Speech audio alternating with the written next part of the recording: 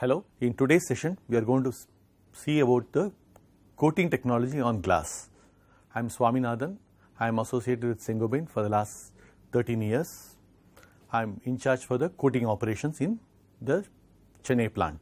The topic for us today will be basically the introduction on the need for coatings on glass and how do we add value on glass by coatings and the different processes of coating. First, the online coating. We will study about the process, its advantages and its limitations. Then the offline coating process, we will detail about the process, the quality control methodology, the advantages and the limitations of the process. Why coated glass? What are the value additions on the glass that is achieved by coatings? Let's basically have a overview. First, functionality can be in terms of energy savings, in terms of for buildings and exterior glazing applications. Second could be on for better aesthetics, for anti-reflective and also for color glass. And we can achieve good electrical properties in terms of display and photovoltaic applications. And glasses are also easy to clean, so that will be an added functionality by coatings. And there can be heating properties where we will have anti-froze and anti-fog applications on that. And last could be active glazings, where we will have the glazing which will respond to the atmospheric conditions. So these are the functionalities achieved by coatings on glass. Now going forward, let us understand specifically the coatings for exterior glazing applications for buildings. A normal clear tinted glass can be made to be more performing by adding selective thin film coating on the glass. The thin film coatings can modify the appearance and gives it a advanced characteristics and functions. The basic functions that can be added on the glass could be the below. One could be in terms of solar control and control of light and heat transfer and better thermal insulation and improve the overall aesthetics of the building. So the main functions of the coatings in terms of basic thermal insulation and solar control we will see in detail here. So in terms of solar control, what we have here is the solar spectrum, where we will have the complete solar spectrum with the solar wavelength. Here in terms of the overall energy distribution, the idea here is to let the maximum sunlight inside the building and cut the solar heat outside. So the coatings achieve this functionality, and the applications is mainly in terms of tropical climates, where we will have the added advantage in terms of reduced energy for air conditioners and controlling the daylight entry into the buildings. The second application is in terms of low emissivity, where the interest is to keep the heat inside the building. Here the major focus is on the controlling the emissions from the black body emissions that is within the building. So here the glass acts as a insulation, complete insulation material. So the application here is in terms of mainly in cold climates, where we will have for better thermal insulations and having daylight entry into the buildings. So basically these functionalities are achieved by the major processes, which can be categorized into two major functionalities. One is online coatings and second is offline coating. We will see each of this in detail in the coming slides. First we will cover the online coating process. The online coating process, it is traditionally a pyrolytic coating process which is applied in the float glass manufacturing process itself. Here the coating is fused onto the glass at high temperatures, making the actual coating extremely hard and durable.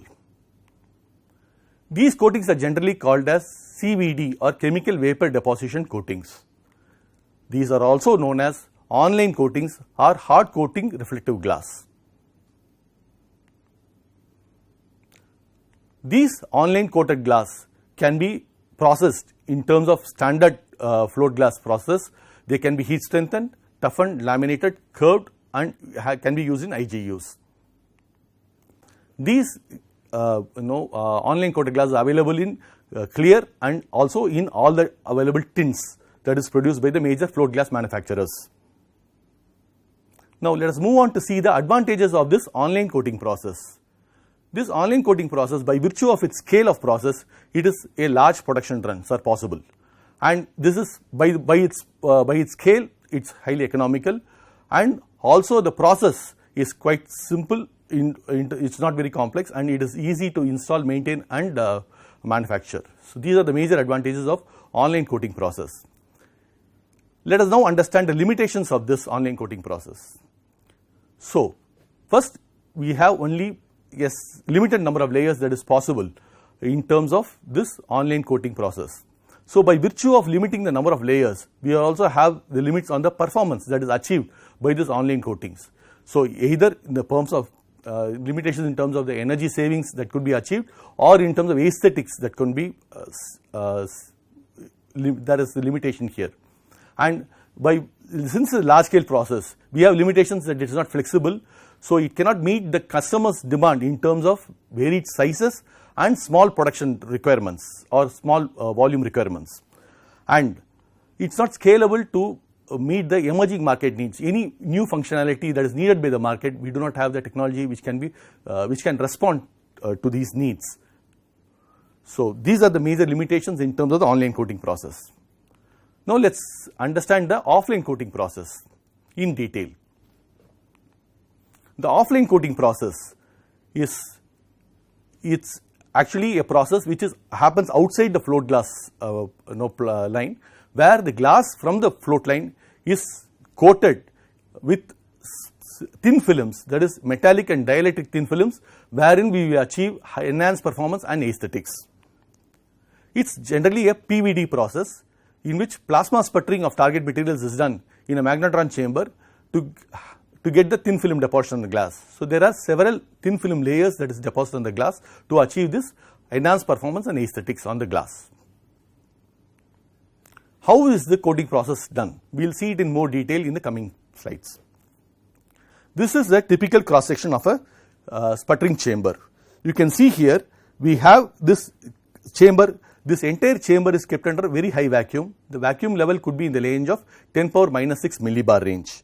Here we have, in this sputtering environment, these are the rollers in which the glass will be moving on the surface at a fixed line speed. The material that needs to be deposited on the glass is fixed here as a target material. This is the target material, and the glass will be moving on the top of the rollers at a fixed line speed. This entire chamber is kept under ultra high vacuum. Now, so in this vacuum environment, we now have the process gas, which is normally an argon gas, is pumped into this high vacuum chamber. What happens here is and on top of this, we also have a high voltage potential which is applied between the chamber and the body of the chamber and the cathode. In this high voltage environment, the argon gets ionized, and it gets converted into argon ions, and it forms a plasma around the material, that is the target material that needs to be deposited on the glass. So moving on, so this is also the entire plasma is concentrated on the surface of the targets by a combination of magnets and current. So this is, and we also have the kinetic energy transfer taking place from the argon ions, which is hitting on the surface of the target here. So the argon ions bombard on the target surface, forcing the atoms of the target to be released in the chamber, and these target materials, as from the surface of the target, it falls on the glass sheet below and forming a thin film coating on the glass. This is how a thin film layer is coated on the glass. Like in a typical coating chamber, we have a series of chambers wherein we have one layer on top of the other, coated as per the needs of the product. So let us now understand the advantages of this coating process. So the main advantages are in terms of better density of coating, and we by this thin film coating we also achieve superior optical quality, and we will have very high uniformity in terms of very good uniformity across the width of the glass layer, and huge range of products is possible as per the needs of the customer. We can manufacture both as we saw earlier, the both anti-solar and low E range of products in this offline coating process. And this process is flexible, and it can also adapt to the different needs of the coatings, that is can be emerging needs of the market can be addressed by new technologies that is possible from this offline coating process.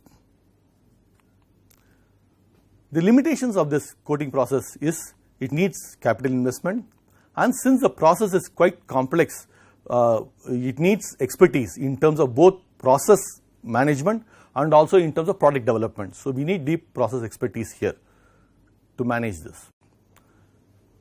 Now let us understand in a overall coater plant how the offline coating process happens at a broader level. The process is, as we said, the raw glass is received from the float line, and then it is taken for storage, and it is taken into the line and it is loaded.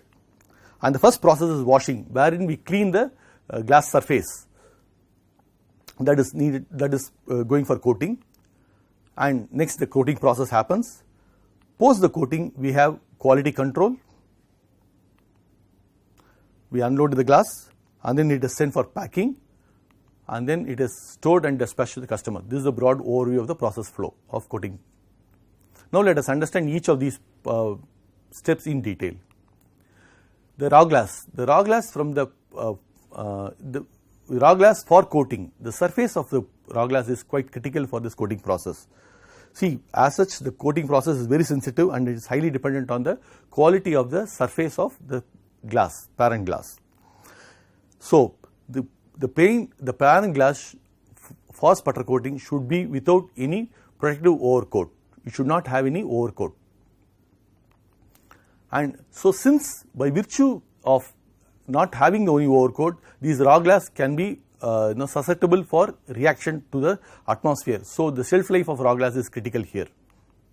So on top of that, raw glass is also prone for corrosions like suction cup marks and spacer marks and oil traces.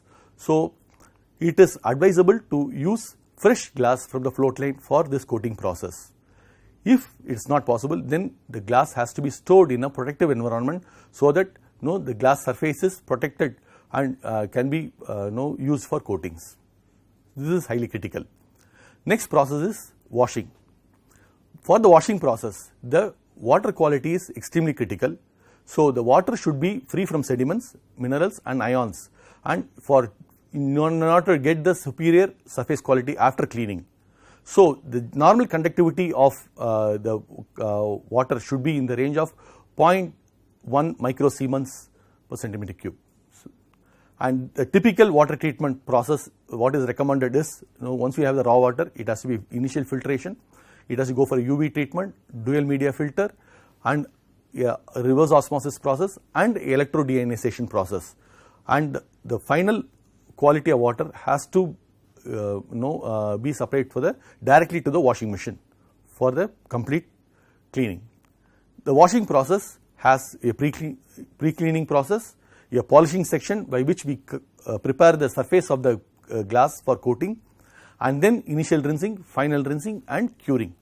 The EDA water is generally given directly to the final rinsing zone. Now moving on, this is the schematic view of the PVD coater setup.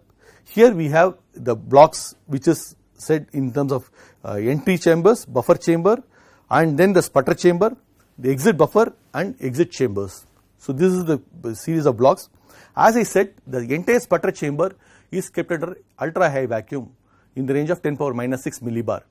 So this vacuum range is achieved in terms of steps. So the entry chamber and the buffer chamber, they support in terms of achieving this process vacuum. So the glass is moved in steps to achieve this high vacuum environment.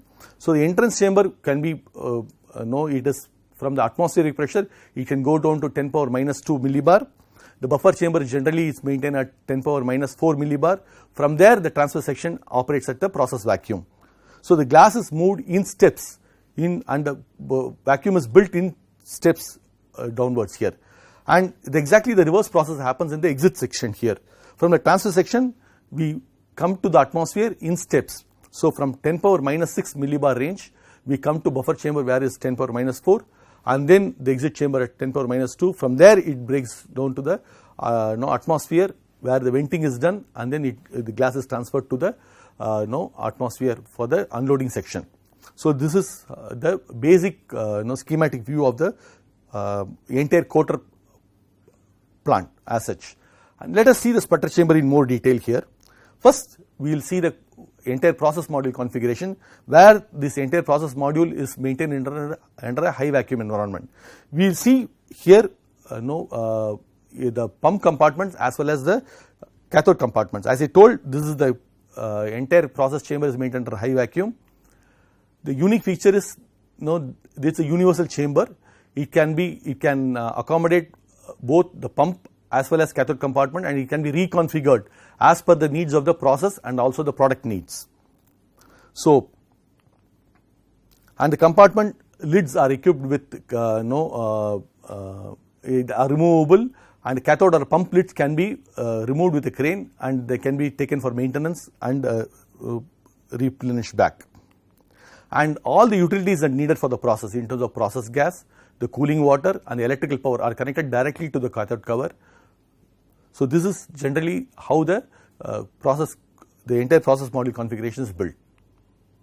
And let us study the pump compartment in more detail.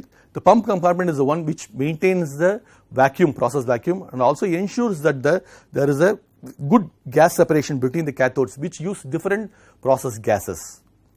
So it has a pump pre-vacuum pump pipe which is directly connected to the pumps, which is mounted onto the lids.